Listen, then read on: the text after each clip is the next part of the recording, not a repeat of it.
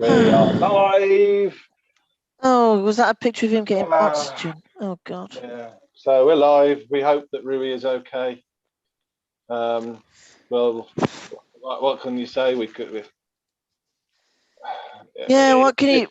If you keep letting silly things carry on when they don't need to, if it's offside, just call offside. Exactly. What can you do in such a situation in terms of... Yeah, going to come on and, well, just very quickly just say that up until that point, and despite, of course, it had to be Diogo who scored, I think we thought we'd played on the whole all right. Just, yeah, that... just the full spark wasn't fully there, but it doesn't matter at all now with what's happened. Seeing pictures on social media and there's one of him with oxygen, and him being given oxygen, which is apparently that's standard. Yeah, it's standard. Which if it is standard, it's absolutely fair. Standard precautionary measures to make sure that he doesn't. Yeah. Absolutely, it obviously shows that the way in which concussion, the way in which head injuries now they are being taken in football is it has probably got to be one of the positives of the campaign and of these last probably couple of years, quite frankly. The concussion, and that's why obviously, even though we had the 3 subs on already, the concussion substitute or the head injury protocol came into good effect, which is why obviously John was able to come on for those last few minutes, and that's it's definitely something which I think should be rolled out internationally. Quite frankly, it's a very good addition. I'm not sure if not sure if it's international in terms of the concussion sub thing, but obviously the Premier League has introduced it, and I have to double check. But obviously but the Premier League introducing it is a very, well, as shown tonight, a very good move and a very important move, and obviously just hope Rui is okay, as that's I've seen a clip on social media and it was a case of Cody's knee just going straight into his face when Salah was through, and obviously Cody was trying to run back to stop the ball. I mean, with Cody, you can't believe that a player who's so committed. I mean, I've got my issues with Cody, mainly due to his pace and his ironically physicality, but his commitment has never, ever been questioned, has it? Never, and it never would be. No, and I just think it's one of those where you can't. I know you will, but you can't carry that on in any way to your kind of fault, can you? You know, you've just got to say. Not at all. Yeah, I mean, if he's got a broken jaw, he's going to be out for certainly the season, isn't he? I mean, that's probably his season done, I would suspect. Yeah, I mean, and ironically, you know, you want Rui to come out and claim balls. That's the area of his game. Yeah, you kind of want him to do. It's as an end to the game. I mean, it's one of those where you think if it's a draw, you just stop it. Yeah. Well, that's a nice segue because obviously we all wish Rui the best and hope that he's okay. Yeah. And as we're saying offline, it really does take. Well, Craig Pawson. Well, you're going to be the happiest man there because it. Craig Pawson. Excuse the explicitness, but it is after 9 o'clock in the watershed. He can have two of these. He can have these. I think Craig Pawson is enough of foul language, Cash. I can't think of much worse foul language. That name will now go down as a swear word in this city. Well, that's what I'm saying. I mean, that incident at the end will take the spotlight off him, and he'll be the most relieved man on that pitch because he was 2 penalties. Absolutely dreadful. Yeah. I mean, I know I've moaned about some refs before, but my God, I thought I can't keep moaning about refs in other games, but Jesus Christ, he is not capable of refereeing. And to be honest, the VAR team, where were they? Were they asleep tonight? What's the point of it? If you, well, what's the point? I can't understand. I mean, the penalty at the start. I mean, the worst argument I heard was the commentary team. Oh well, you know, it was his momentum carried him into the player. and you watch it back, and the guy stumbles forward. He clumsily gets rid of it, staggers a bit, and then turns his shoulder and barges into the play. And you're like, But we've established. But even if it was momentum, if you did that somewhere else on the pitch, that's a foul. It doesn't matter. We've established repeatedly that intent is not relevant to whether it's a foul or not. No, not at all. We had a big debate about a few weeks ago. It was very clearly stated that intent is not relevant to whether it's a foul. Can I interrupt quickly? Nuno has just said that we have an update. We have an update to say he is okay. He is aware, and the doctors are speaking to him. The first signs are he is okay, which is a big relief. Absolutely. Let's going back to slating this referee, which we're going to spend a lot of time doing. Well, I suspect this is going to be most of the rest of this. To be honest, it wasn't just one incident. It wasn't that we. It was several. Penalty. There was a lot of very, very, very, very clear. I mean, we've all got our own favourites. The handball against Willy Bolly, my God, that just took the biscuit. Just like Max Kilman against Leicester City, where Kilman could do absolutely Scooby to move his arm. It's far worse there. It didn't even hit his arm. It bounced from his knee up his chest. It bounced on his knee, off his chest, and onto his shoulder or whatever else. It was nowhere near his hand. How can you give a handball? Because either you see it touch his hand, which it didn't, so you can't have seen it, or you didn't see the incident at all, in which case you can't give it. It's indefensible. It's either you either see it. I mean, I wear glasses. You either see it or you don't see it. And if you see it, you just saw something that doesn't exist, and you need to go straight away to a hospital because you're suffering delusion. Or go to Vision Express. Other opticians are also available. I've got bad eyesight, Cash. It's same. Delusional. I'm short-sighted. I can barely see our faces on here. It's not about wanting to see it. It's delusional, and the delusion stems from. It's a Liverpool against Wolves. So, it must be a Liverpool free kick. Oh, it must be a Liverpool free kick. Oh, it must be a Liverpool free kick. Oh, it must be a Liverpool free kick. I mean, an example of that, the one that I've got, which is probably what most people won't pick up on, there was a foul on, I think, Johnny by possibly Salah, and he waited and waited, and he only gave it when the Liverpool players actually stopped because they thought they'd committed a foul. And I was utterly astounded. And the only reason he gave it was because the Liverpool players stopped, because they knew they'd fouled the player.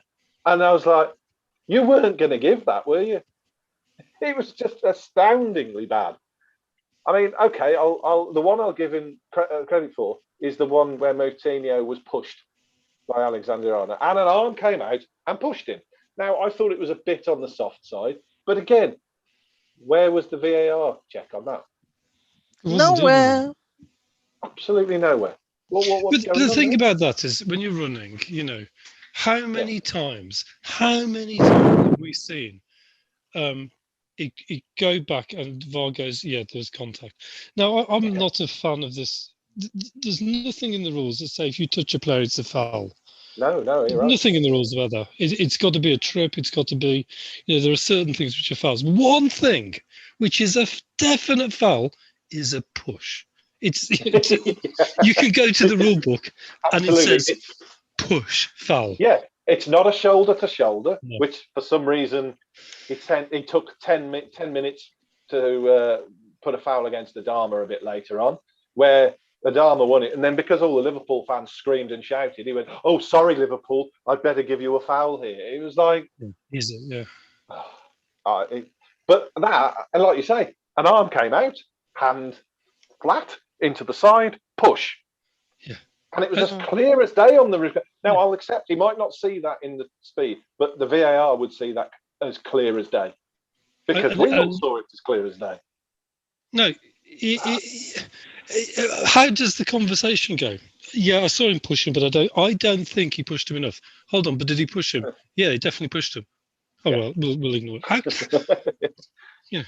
So it's fantasy land. It's either Oh, if there's another one. we know. I've got another one. Got the other one as well. Who was it? Was it Bolly again?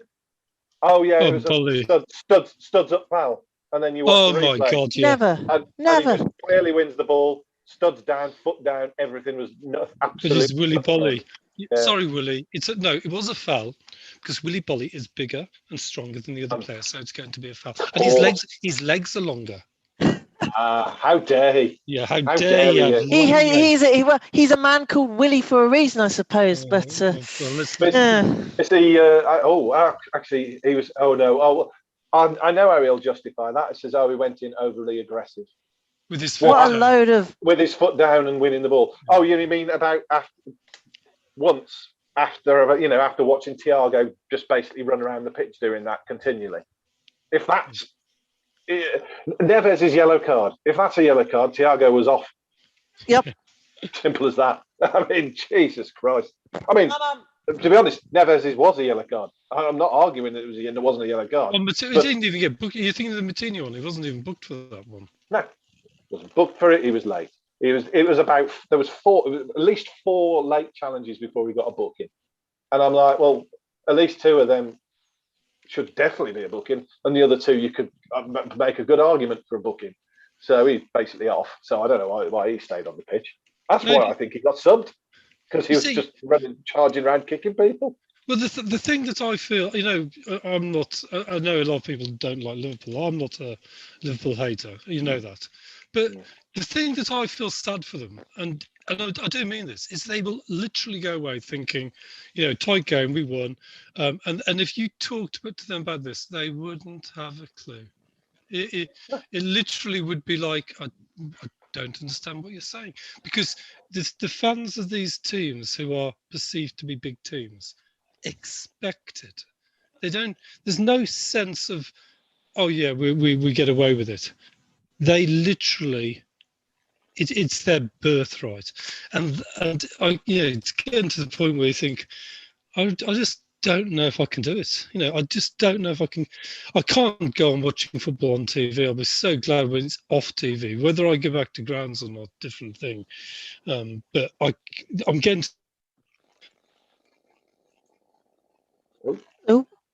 biased from the commentators and trying to justify why.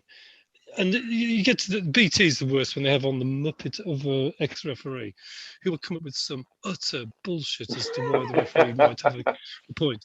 And it's just getting to the point where can't we just face reality for one, for 90 minutes? Can we just face reality and say, the referee was wrong. He's an idiot. He should be marked down for that. VAR has failed. I think if it was the other way around, it would have been. That's the thing. That's the sad reality for me is there was several times. There was one bit where I think Moutinho got a flick in the face. It wasn't deliberate, but he went down on his face. Now, had that been the other way around, in that scenario, Moutinho down, holding face. The guy then runs in, puts the ball in, the ball's passed around. Had that been the other way around, I can guarantee you in this game... It would have been given as a foul. No, it would have been given as a foul. The game would have been stopped like that. Yeah. And they'd have checked to make sure he was all right. They wouldn't have let that play carry on like that. No way. Absolutely no way. That would have been straight away and gone. It's also a bit like the injury was for God knows, nearly 15 minutes of stoppage? Yeah. And yet there was about 7 or 8 minutes of stoppage time instead. And not only 7 or 8 minutes, a minimum of 7 minutes. It was pretty much 7 minutes. So there was no chance of any sort of getting back into that game. No, I can feel that you might not want to because it's unsavoury. But well, going back to that Matinho one, in commentary they actually said, didn't Lamela get a yellow card for that at the weekend? Yeah. I mean, why don't we just? Why do we bother? Why do we bother even turning up? Like I've said on forums, but I honestly wish they would F off to the fucking European Super League and never come back and burn in the arms of Satan. I have zero interest in watching Liverpool v some godforsaken place in the middle of Sweden, which is a great country, by the way. But Malmo or if that's the height of football, with our history, with our how many professional leagues have we got now? God knows. It goes down a long way. Yeah. You know, if you want that, I want to swear, but you can imagine, put the word off and let us get back to proper football again without the repeated bias. Now, if you're Leicester, you might have aspirations, or West Ham, you might have aspirations of going there. Now, we had a great time in Europe, but you don't want to be going there every year and it losing its sparkle. You're trying to tell me that Liverpool let's pick a team. I know. I'll be honest. Inter Milan Liverpool is versus... a big derby, for God's sake. No, I'm not interested. I don't watch Champions League football. I don't find it interesting. I don't. I've tried.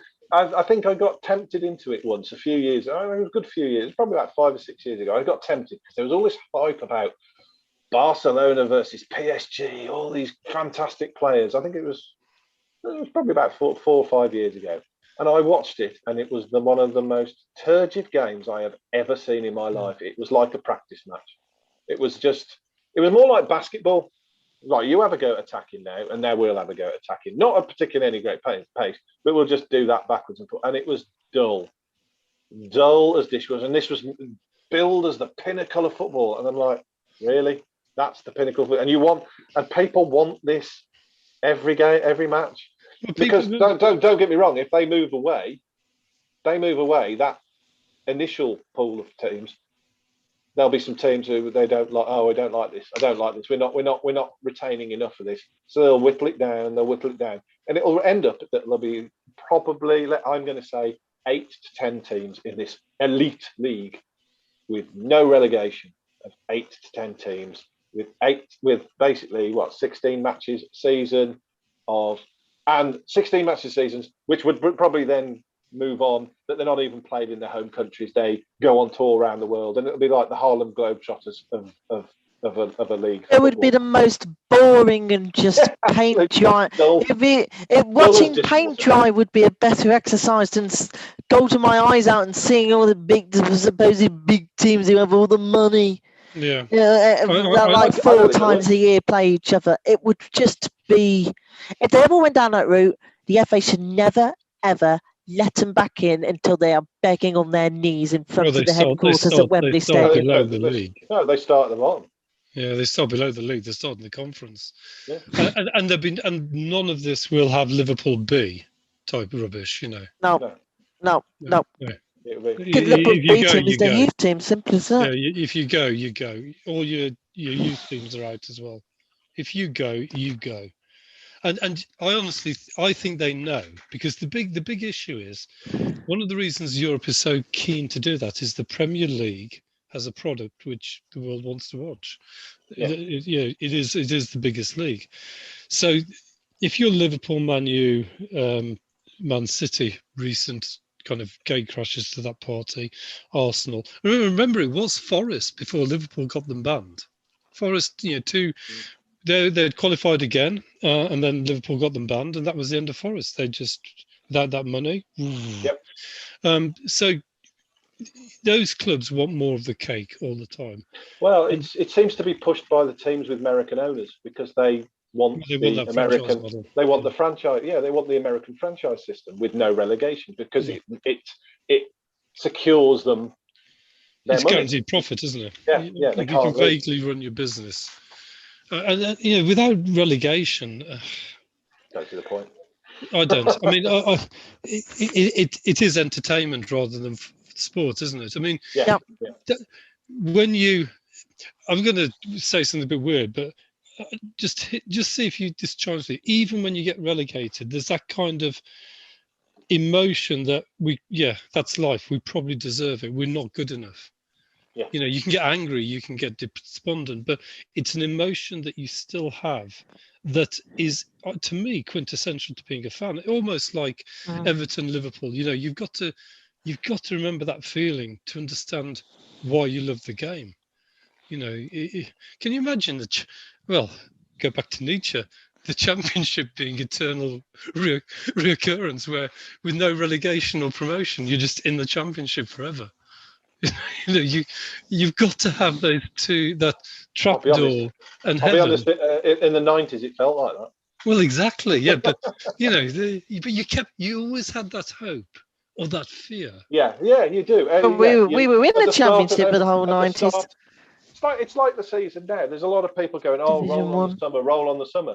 But if you had that kind of thing where there was no relegation, you'd just go roll on the summer. Oh, it's going to be exactly the same. Well, why would you go? And you'd end up saying, "Well, I'm just going to watch the best teams," which I don't take. I mean, I thought that was a good game. I thought I think we should talk about the game for a minute. Yeah. Talk about the game, and just to say, actually, as the concourse put on the mix, I quote, "This could be the only thread in Molyneux mix history where everyone agrees." And I think pretty much, if I'm looking at it, it is 99.9% or 100% on course in terms of Craig Paulson. But in terms of the game, it may be a case of what could have been, because to say we did create stuff, we weren't afraid to get forward. Of course, the goal was very annoying, but what can you do? I'm not going. Obviously, no one should moan at Rui with the circumstances of what's happened tonight. Obviously, he's saved closer than that, but it's very hard if you it's a pacey shot. But at least we came forward and actually wanted to give things a go. I was going to say there was an interesting point that someone made, and I actually looked at that, and it's actually a very observational point, that Jota actually looked to shoot to the opposite post and slice the ball, which is why Patricio had to make that reaction save. And I can see the point that's being made there. I don't know. I think he just shot it at the goal, but. And as I posted, I'm glad he remembers where the goal is in Molyneux instead of sulking like he did all last season. So sorry, I've said it. That's how I felt he was last season. He sulked through most of it, and then suddenly regains his form when he gets his move. That's my opinion. Sorry. Yeah, I think with the goal with Rui, I wouldn't knock him. I mean, your goalkeepers tend to be tall. He's got to get down low, very close. Yeah. If you're taught as a striker, you want to put it just wide of their hands, because going down is hard. As soon as it's away from the body, if it's the right height, it's easier because you've got gravity, and you can move your arm up and project yourself in there. But you try just dropping down dead. It's not easy. Yeah. So I don't blame Rui for that. If you've not played football, you see that. Yeah, it's one of the key things you're taught. Want to put it just wide of the keeper, low. It's really hard if they can't get their feet into the position. It's really hard to get down. So don't knock him for that. I thought it was a great through ball. In fairness, it was a lovely the play to score. It was great. Who put the ball through to Diogo?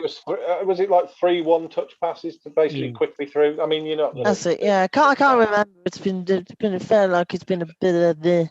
So it's an injury, but it was a very neat goal. Say even if it just went through Rui's big hand, it was a good miss hit from Diogo, and I think he's gone to double figures this season. Obviously, he's been hampered through injury himself, so it hasn't been plain sailing since he's got to Liverpool. But I know as well, we're getting £12 million back from Liverpool in the summer because of his. So obviously that will be. Well, that's just the. Probably part of the £45 million package, yeah. Yeah. So we're just getting a payment. Yeah, indeed. I mean, it's nothing news. It's like indeed. Why even mention it? If you, I don't know. Well, newspapers, you mention it because it's in the press. I'm not getting at you.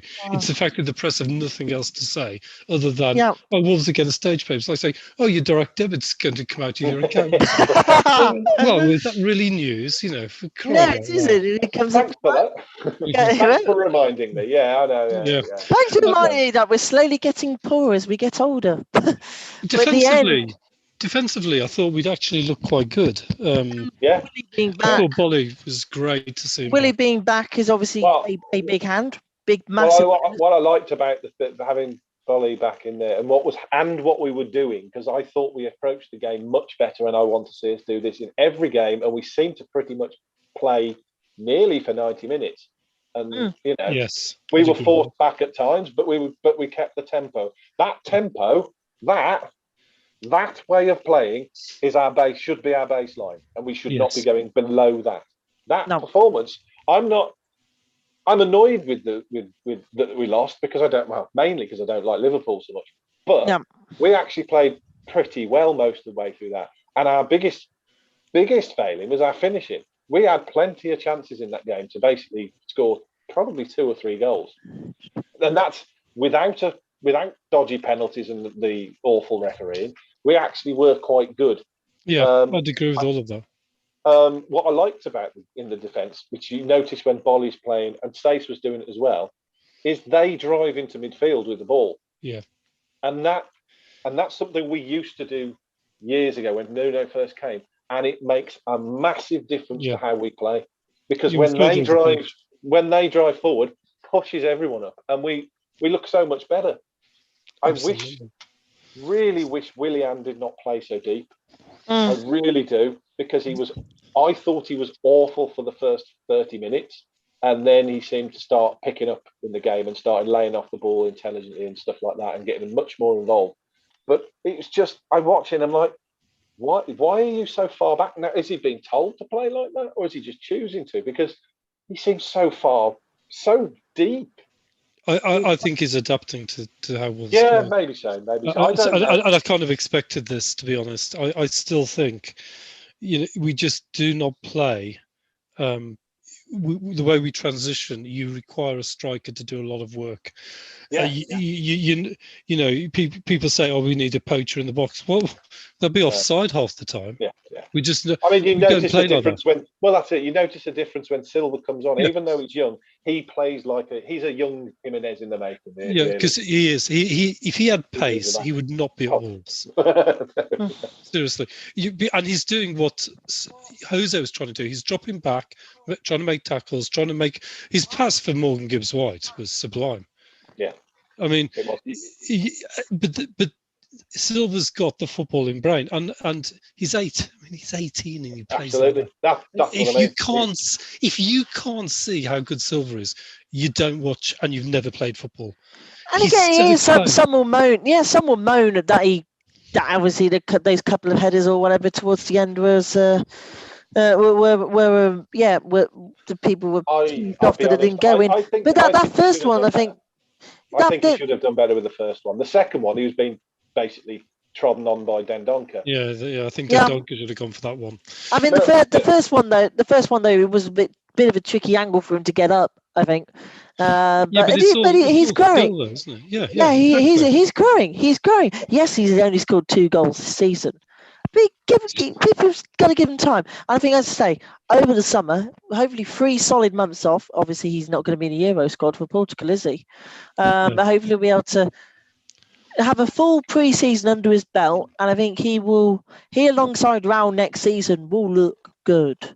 And if we do actually exercise the option for Jose, which some of the press is suggesting we will, then it might happen in terms of then being able to figure out what do we do with these 3 and how do we ensure we get the best out of all of them. So I don't think anyone moaning at Fabio, I think just need to take a look, because he gets himself into good positions. You've got to be there. He's getting himself into good positions. He's becoming much more alert. He is obviously slowly growing as a person.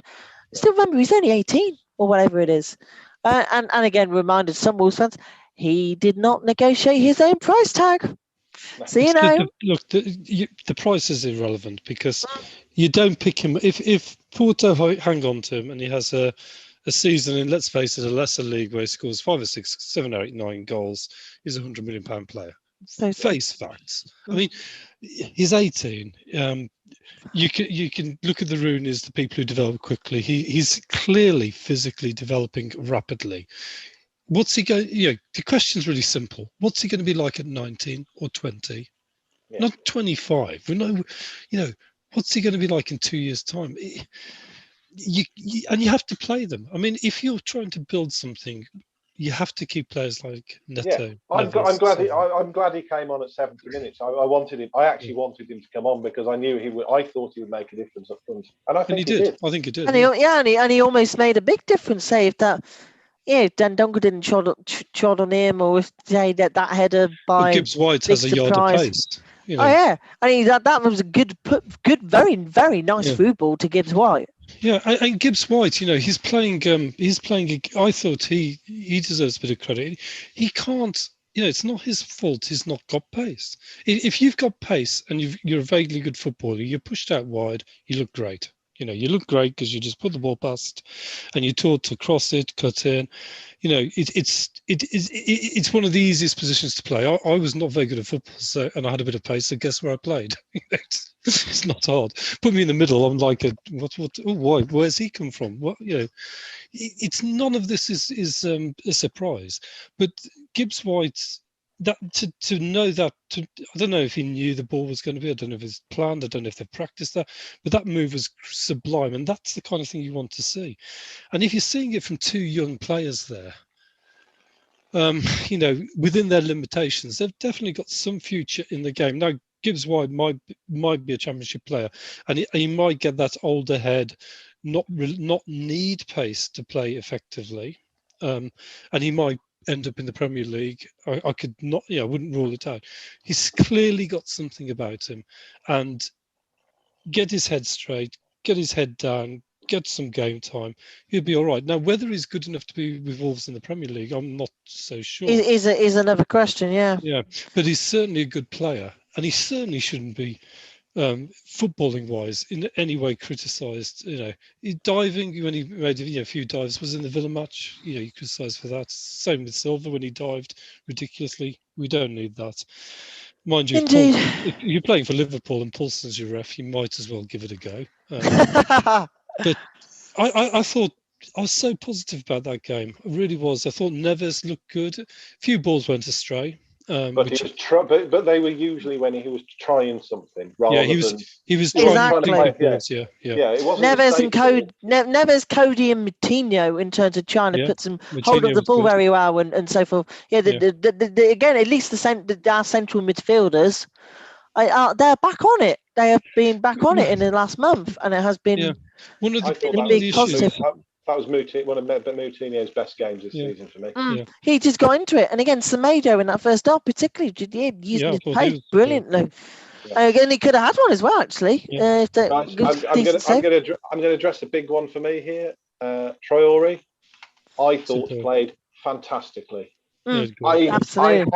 I genuinely cannot fathom out these people who are saying he had a bad game. He was rubbish. He's terrible. I can only, and I've said this on the forum, they must have written this and made this opinion before the game had even started, because there is no way was he rubbish in that game. And near the end, when he got through, he made that chance and he waited and waited. And waited for someone to get in the box, and he held onto it as long as possible before he was closed down, and he put a cross in. And it wasn't the greatest cross because there was no one to cross it to. That was the problem. There was no one to pass it back to. He was on his own. So what on earth do you think he's going to do? It's the same problem, though, isn't it? I don't understand what. I mean, on one hand, they'll be praising Neto from the high. Who had? I'm sorry, frankly, Neto had an awful game. He wasn't very good today. He had a bad touch, and he was. All the time doing that. Pedro had a very, very, very, very quiet night. It was simple as that compared to Adama. And I'm not going to slate him because he's a good player and he's very young, and he's going to have games like that. But Traore had a good game. Exactly, every single time. I do not get where people have just decided before we've even said, "Oh, he's crap." Well, it's the same problem, isn't it? It's about. It's kind of like everyone wants every player to be a white knight and to have mythical qualities. I think people watch superhero movies too much. They forget about reality, and the reality is, if you're set up very defensively and you've got to make up 40, 50 meters just to get in the position to cross. Yeah. And your attacker is behind you as a winger, and he's not as fast as you. You've got to wait, as you say, for people to be there. No, the thing, the goal that summarises for me why, and it's like why we miss Raul and why Silva might be good. Silva busts a gut to get down there. Sometimes you think Jose just doesn't realise that. It's like, oh God, I've got to run back down there now. But when Raul, I think it was, I can't remember who he scored. It was against Liverpool. It was against Liverpool, where Raul held up the ball. He saw Traore. He timed the pass to perfection to Traore. And then Traore's cross was just unbelievable. Raul just bombed that night. And that goal is two players doing something exceptional. And we relied too much on that. Because we're not offensive enough, and it comes back to better defence. Well, Neves is good enough to be defensive mid. He needs legs next to him he can go up, but one of them has to be able to get back. You want somebody with pace to get back if they have to, and we can be more offensive. But you can't blame Traore for that. I mean, there's a few times where I do think, I know you want to leave him on the halfway line, which I'm fine with. But there's a few times where he's in between the halfway line and he's in between the 18-yard line. And it's like, well, either get up there and draw the other player away or close down. But don't just stand there, that's the only thing I was criticising for. Like, it's like you neither fish nor foul there. You've either got to be making the defenders think, shit, if that ball goes over the top, he's gone. Or you've got to be pressured. That's the only thing I'd criticise him for. And I suspect that's team orders, that you get back and defend. And it's almost like you need to be back defending Traore, but you also need to be at the other end as soon as we win the ball. He goes, well, I'm not omnipresent. And it looks like he's getting confused. That's the only... I genuinely, I get annoyed because I'm like, how can you be...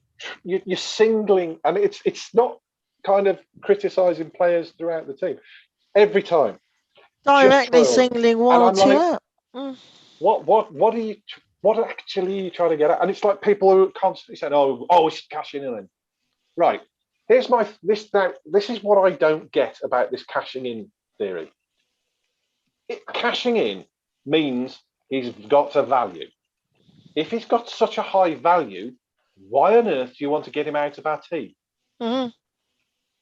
If he is that good and worth that much money, why do you want to take out that amount of quality from our team? Well, that's the point, isn't it? Because taking him out of the team means you have to put somebody else in. Yeah. And it's a bit like the striker thing, which really does. Okay, who are you going to get? Can play in our system for the amount of money we're going to spend, who's going to sit on the bench when Raul's fit. Yeah, it's going to be very, very difficult. Who are you going to get? You've either got Who did you say? You've either got to. I mean, with the striker, you've either got to bring someone in who is as good and therefore spend money, so that you've got a direct competition, who's genuine competition, and then you have genuine competition. Which, to be honest, is my preferred route. But if the budget doesn't allow, then okay. Or like you said, or you're tactically, you change how you play.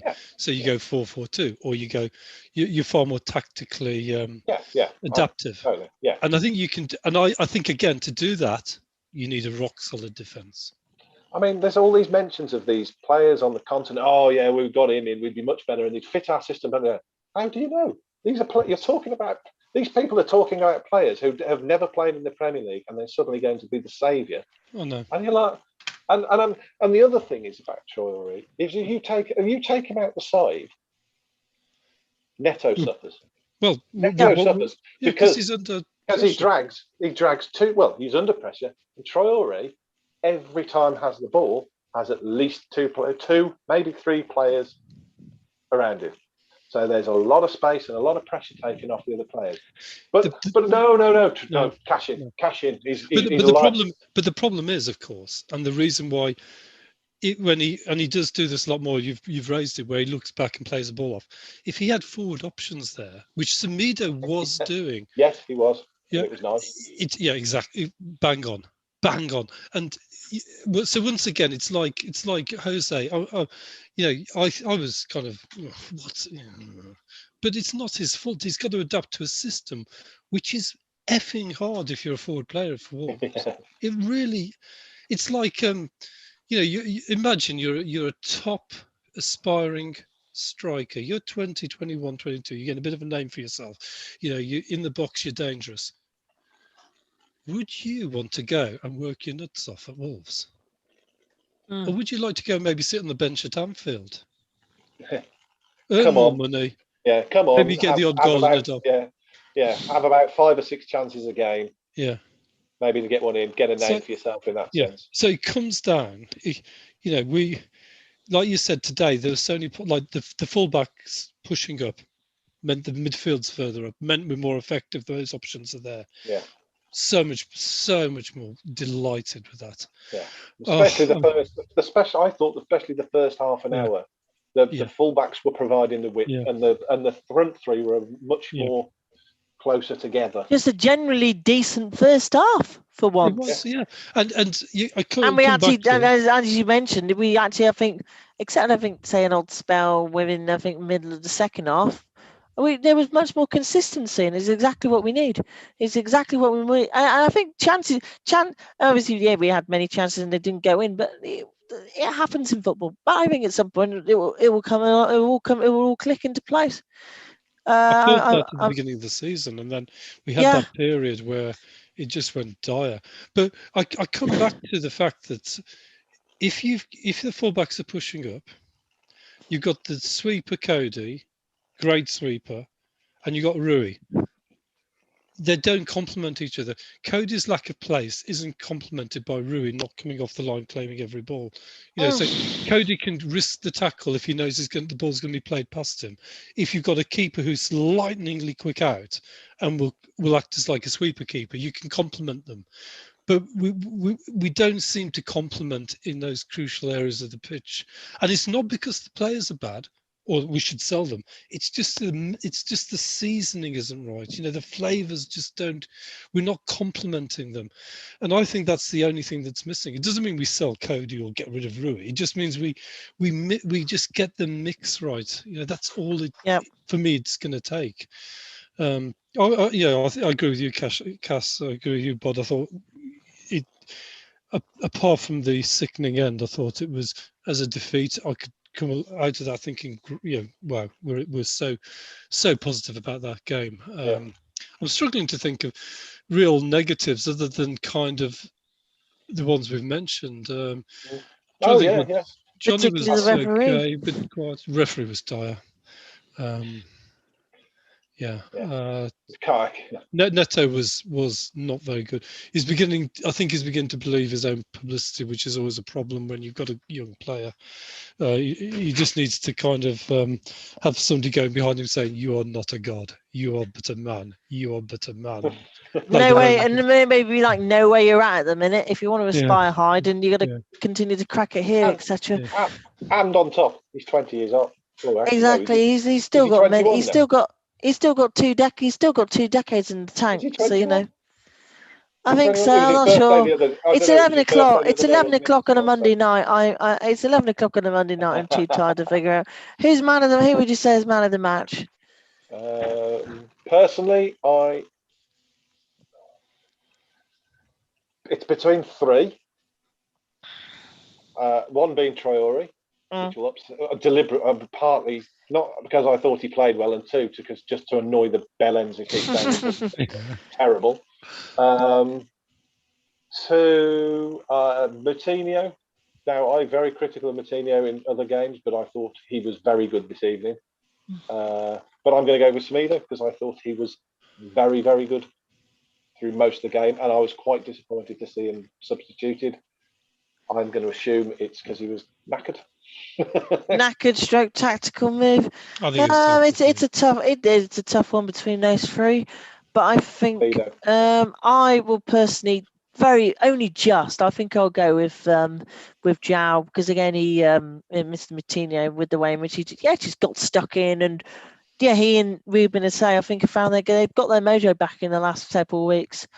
And even though obviously we have one now in 4 or whatever it is, we're still only like our second defeat in 8 or 9 games. So on the whole, we're still on a very good run, and those two have been a big factor, a part of it. So and I think tonight Zhao really did again show himself very, very nicely. So good on the man.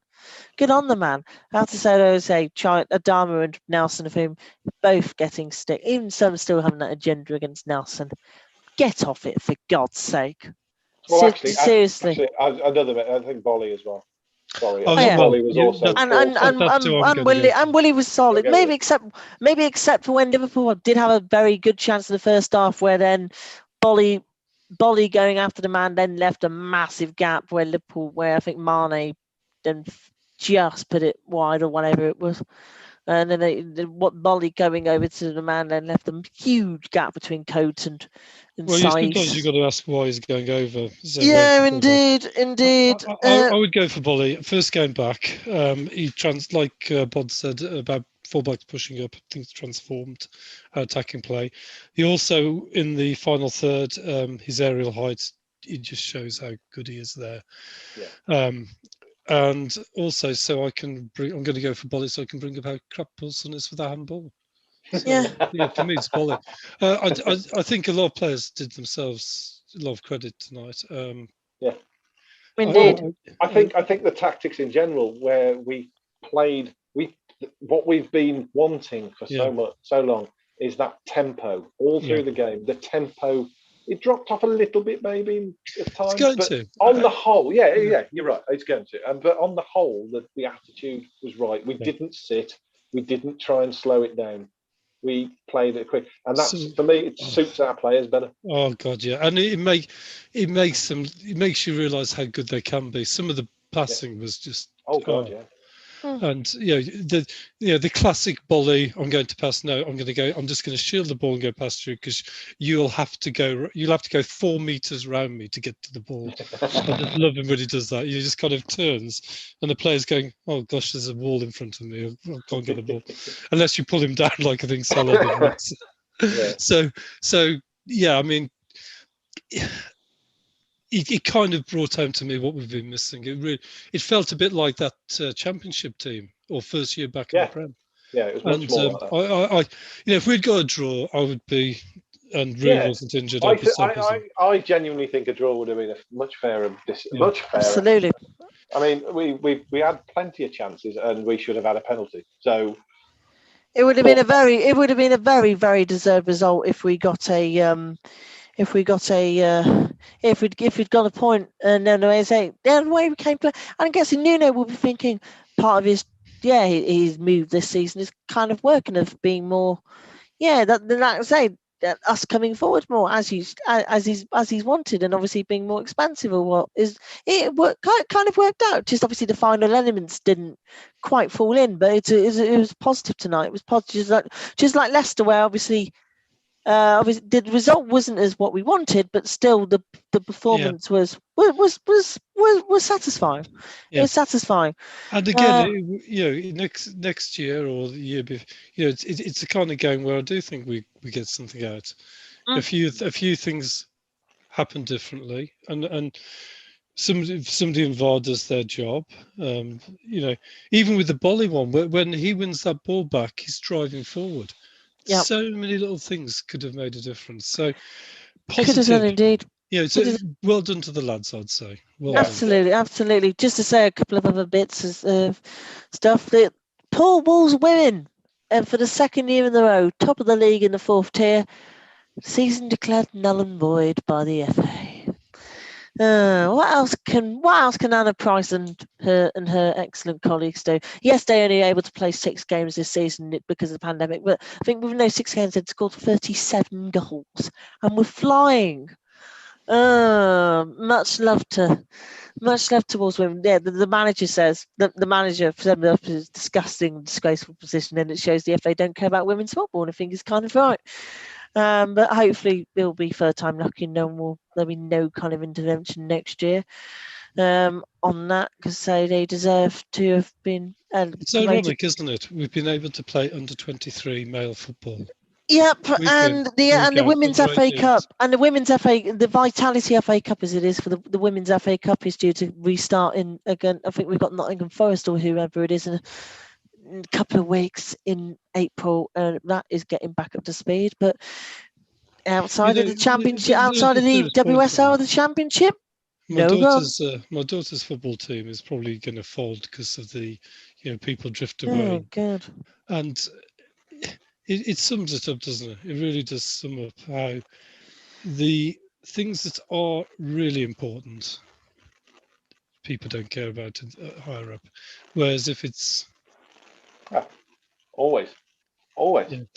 I mean, I must admit, I don't watch huge amounts of women's football other than my daughter, but it's vital for getting people involved in the game. Everybody, absolutely, and it gets. I mean, it's gone up orders of magnitude in the last few years, the quality, and that's only from commitment and people pushing it. And the more girls who play, the more they'll keep following teams, and helped by the Lionesses, and hopefully we'll take away a bit of the kind of negative side of the game that sometimes you see with fans. If we keep the passion, lose the arseholeness, if you know what I mean. Indeed, helped by the Lionesses too, knowing that they're 2015 third place at the World Cup, 2019. That was quite entertaining, I have to say. 2019, obviously, just losing to the USA in that very entertaining semi, then we lost the third place playoff. But now, obviously, the Women's Euros, which are here next year. It's just, it has so much promise at the top, and the foundation's laid. Why can't the FA actually use it for those who are seeking to aspire to be, say, Man City or Chelsea or whatever? Come on, do better. Be better. Also, as well, though, a fair number of virtual tickets sold for tonight as well. I think it was, I'm not sure what the specific number, but well over £30,000 raised. And also, big hassle. I have to also give a shout out to Mani Singh Kang, the mastermind of Samosa Saturday. There's a special one which sold out within I think 18 hours or so, which is on April the 10th, and all that money going towards the Feed Our Pack campaign. I've never been able to get one of those samosas ever. £20 donation for 10, but still 20 quid for such a. See, it's not on social media. I don't do social media very much. I'm just, and you hear about it and go, I'd really love to support that. So Same. Can you put on the video chat thing a link to it, or put a post to? I mean, chuck it on the forum. Because I would. Quite happy to put any. Most of those. I think the next one in which I think definitely will. I saw it on his Facebook and Instagram, and then he does a lot. He does a hell of a lot. Then I was like, I'm going to get in. I'm going to actually make an order this time.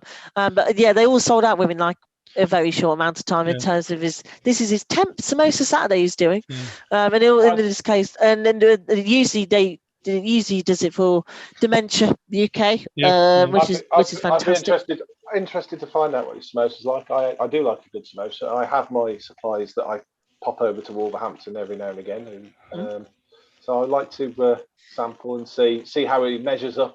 I will give a taste. I will have a polite taste test when my 10 turn up on April the 10th. It will be. See, this is the thing. It's just like the Big Six, isn't it? Again, if you're in that kind of league, you get 10, and if you're not, you don't get any, do you? Yes. Like the Premier League, isn't it? Well, I think everybody has got. I'm pretty sure that everybody has got 10 in this case. So it's best 20 quid are going to pay this year. But obviously, money to the Feed Our Pack campaign ultimately, which to say is raised a fair bit. Absolute credit to him, because that kind of spirit is it does make you really proud. It really. I think I'm pretty certain he's in the Steve Bull, not far from where I sit. Yeah, he's in. I've seen him. I think I was last in the Steve Bull up. I think Cardiff home in 2019. He's in. I think whatever it is. J10, I think he is. J9 or J10, yeah, and he was standing up most of the game. He and his folks, but no, again, over 30 grand raised for the Feed Our Pack, I think, campaign tonight through those virtual ticket sales. I thought there'd be more. I thought there'd be several thousand or so, but just over 1,000. Just over 1,000 makes a difference, and Nuno did his bit as well to shout about it, and the shirt as well with the logo on in the middle. I think is a really decent touch. And I know either way, the home shirt's now only 30 quid. It must certainly, I think, be a sign that Adidas are being they are chopped, aren't they? Gone.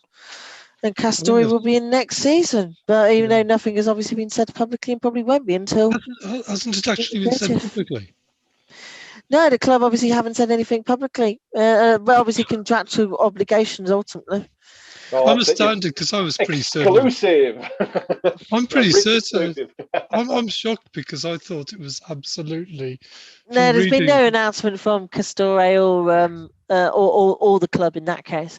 But it will be, I suppose, I think obviously once the contractual side of it has done, and obviously once the season's done, I suspect they'll probably announce and depart in their ways unless by a big surprise. So, interesting. Next game then is against West Ham. I've got it in front of me. West Ham. It's West Ham United. 3rd of April. Yeah, it is Easter Monday. No, Saturday. Well, has it been moved? Yes, it has been moved. Let me double check the time. The Fulham and West Ham and Fulham both moved. And you will probably feel not surprised at all. West Ham at home is now 8:15 on Monday the 5th. Woohoo! So another late one of these. And then Alex, he wanted to join us. He loves joining us, but he can't. And then Fulham away Friday the 9th of April at 8:00 in the evening. What is it with us being shut on 8:00 in the evening at the minute? We must have liked us in the Europa League that much, I suppose. Well, obviously we got kind of used to it. But West Ham, of whom slipped a little bit in the hopes of a Champions League spot. Obviously we are going to be fixated in mid-table.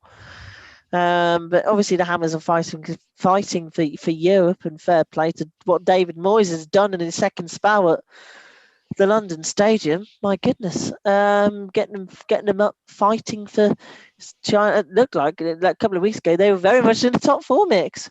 But regardless, they've certainly got a chance of getting into, say, the Europa League or the Europa Conference League, depending on what happens in the League Cup or whatever. It will be an interesting. It will be an interesting league. What an insult! Yes, there be, and the final that's in Albania. I'm surprised Wolves didn't put in a bid, or the FA didn't put in a bid for like a stadium here in England, because 32,000 seat at Molineux is perfect. The place in Albania is like 19,000. I don't think you want to be associated with the Europa. Oh, come on. If we had a final, it'd be tourism. It'd be a bit of money. Anyway, moving on. West Ham United, obviously, surely can't be any worse than what happened in September, which was a total shambles, that 4-0, my God. Well, I worry. I always worry because this is what pisses me off. We're not bad against London sides. We just start to pick up a bit of tempo, and then there's a break. And we seem to have always known. I always think. I mean, it could be just my imagination. We always seem to start really slowly after a break. Yeah, we do. Yeah. And this is obviously a 2-week break, isn't it? Is it 2 weeks? Or was it? But no, it's 3 weeks, isn't it? But in this scenario, it might actually do us good. I don't know. It's hard to tell. I must admit, I've kind of felt that it might actually be a good break. Yeah. But it is an international break, so that's how many of our players are away. If by some miracle Portugal's games all got cancelled, I think it'd be ideal. It would. Who did Portugal have? The one positive is that so many of our players are probably going to go away, and they're going to go to one place. And Raul's going to go to Mexican squad as well, isn't he? I don't know. Portugal were playing away against Portugal. They're at home first. It's Portugal got Azerbaijan on the 24th in Portugal.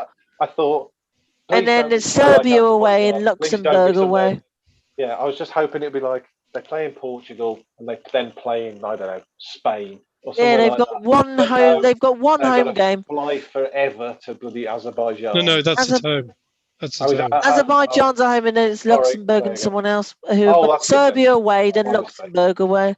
Sorry, So they're going to be flying all over the place they were again. going to. Yeah, I thought you meant they were going to go over. But they're to going to be at home Azerbaijan. first, and obviously the Portugal being taken off the red list is obviously big news in terms of most back contingent being able to have a rest. But West Ham, yeah, anything better than a 4-0 defeat in September would be nice. Thursday, they're playing for something. Yes, it is at home. They're playing for something. We're not. Who knows how it could go? But if we have the tempo as we do in the first half, or if we have the tempo as we did tonight, I think we can win. I will therefore stick my neck out and say a 1-0 because that's first of all 1-0 is fairly regular in our mind, in Wolves' world, and then secondly West Ham when West Ham are bad, they're bad, and no idea who will score, but I think we'll sneak a win, and it will basically get us home and dry because it's still on 35 points. Fulham are 9 points behind us, so. Obviously, going to be still slightly careful with 9 games to go. But I think we'll do West Ham and say our next 6 actually in that run up looks fairly kind. West Ham are the only side above us, and we're playing I think until Everton or whenever it is. I would take a 2-0. I think West Ham. You've got to give them credit for, like we've said, and 2-0 is always like you want to back your team.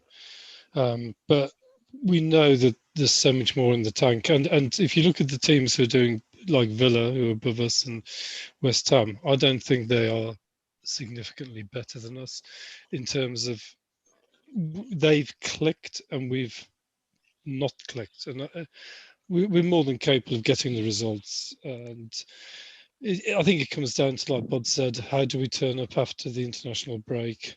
Yeah. Hopefully, there's a few positives. It's probably hard to see after tonight with Rui, but I think things like Raul, just sometimes just him getting away with the Mexico squad and him coming back and just being that bit more positive might help. And just also for Raul, in fact, there's a training base in Wales, which is nice. And your score? Yeah. Did you say 2-0? 2-0. 2-0. Well. And I'm going to go for Semedo and Silva. And if Sace plays, it'll be 3-0, and Sace will score. Well. And any other players with his surname, which is S, are going to score for us in that game. Who else is there with it, S? I don't know. I see this being a 3-1 win. And hot take incoming, the third goal will be scored in the 88th minute by Raul and making a comeback in a late. That is my impression. I think that will happen. If Raul does come back and scores in the 88th minute, I think every social media site will crash. Molyneux Mix will crash. Yeah, I think he'll figure in that game. I think it might be a bit soon, to be honest. Mind you, he is going to the Mexico, but if he's going to play this season, I think there's no doubt of that now. I think we can safely say. And with the headband, which looks a very, very, very clever bit of tech, it also helps. I suppose just to wrap up, just to say that Nuno, Nuno's come and said he's totally conscious and he remembers what happened, so he should be okay. So Cody's packing his bags to leave the country. Yeah. Code, run to Merseyside. Obviously Code will probably still be feeling a bit mad than it was him who chucked it into him, but at least Rui seems on the whole all right. The spine, obviously, I'm guessing there's been damage of some kind, but obviously we won't probably know for a bit, and that's completely fine until the doctors fully check him out. And say he's got 3 weeks. Well, that's good bit of news at the end. I think we can end it there. Indeed.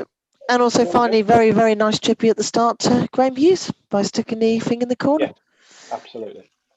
So On that good bit of news about Rui, we'll be back 3 weeks today on Easter Monday. Maybe after having stuffed myself in chocolate. Who knows? I'm not sure.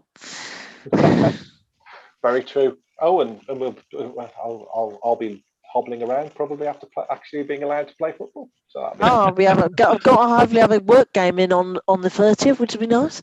Bit of a fun game on the 30th. So there you go. 30th. Excellent. So I'll probably be knackered for about a week.